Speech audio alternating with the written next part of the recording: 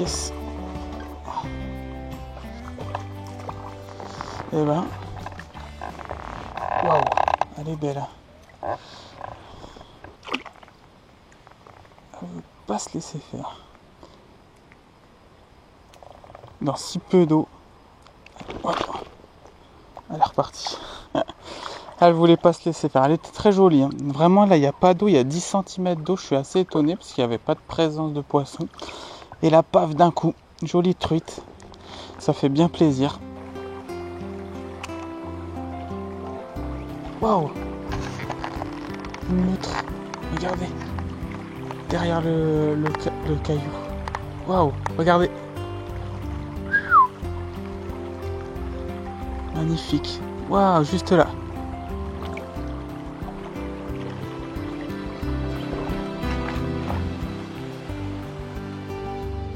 Analysons les spots de ma rivière. Pour ce premier spot, la rivière nous indique naturellement où il faut pêcher. En effet, au niveau des veines d'eau, nous pouvons voir que des bulles de la mousse se forment. Et si l'on suit cette mousse, les veines d'eau se dessinent à nous et nous montreront les trajectoires à prendre avec notre leurre pour les pêcher correctement. Nous pouvons voir aussi sur les images que les pierres forment des jolis obstacles qu'il faudra impérativement pêcher, car ce sont souvent au niveau de ces rochers que les truites seront postées à contre-courant en attendant que de la nourriture passe. Ensuite, nous pouvons voir au niveau de la berge d'en face que les racines des arbres forment de belles caches pour nos truites. Ne les oubliez pas, c'est souvent au niveau de ces caches-là que l'on peut faire une très jolie truite et faire une très jolie pêche.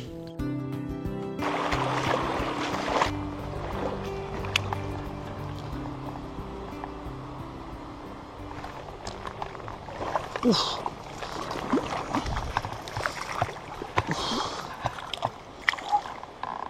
Oh, elles se prennent bien aujourd'hui. Eh ben, magnifique petite truite Fario. Ça fait plaisir. Regardez-moi cette robe. C'est magnifique. Magnifique poisson.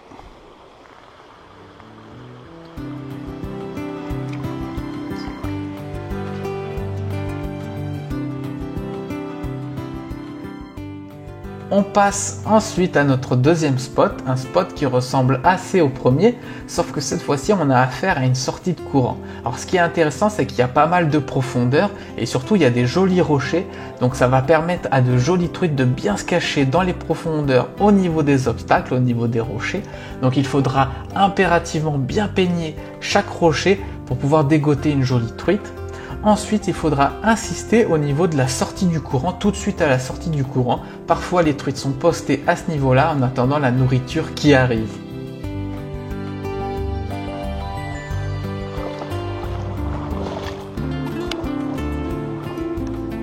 Poisson.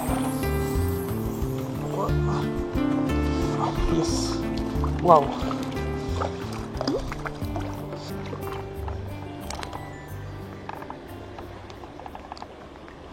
Waouh, cette robe, elle est magnifique.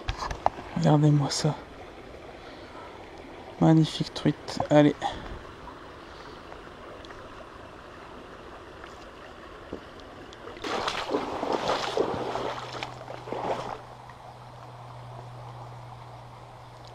Waouh. Ragondin. 2 ragondins au fond. Incroyable. Je sais pas si vous allez le voir, mais bon, trop marrant.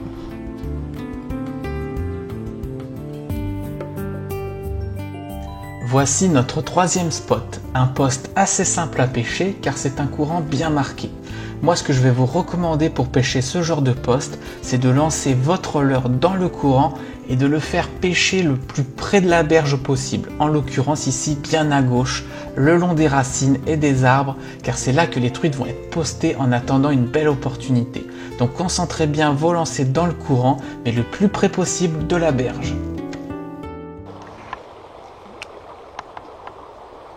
Poisson. Cool, à la cuillère ondulante. Ça fait plaisir ça. Alors que je n'utilisais pas, à tort. Que je savais pas trop utiliser, regardez. Jolie petite truite.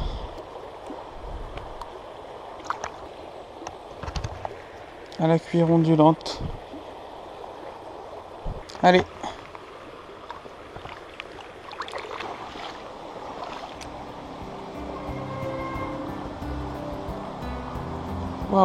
une vipère. Juste là-bas. Je sais pas si on la verra à la caméra passer, mais je me suis demandé ce que c'était. On enchaîne encore une fois avec notre 4e spot. Alors ici, c'est vraiment le genre de poste que j'aime pêcher. Un joli trou d'eau profond avec de l'eau qui se déverse dedans.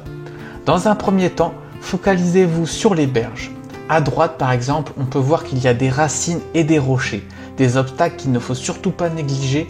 Puis ensuite, il faudra insister sur les angles à droite et à gauche de la retombée d'eau. Et enfin, insister au centre au niveau de cette retombée.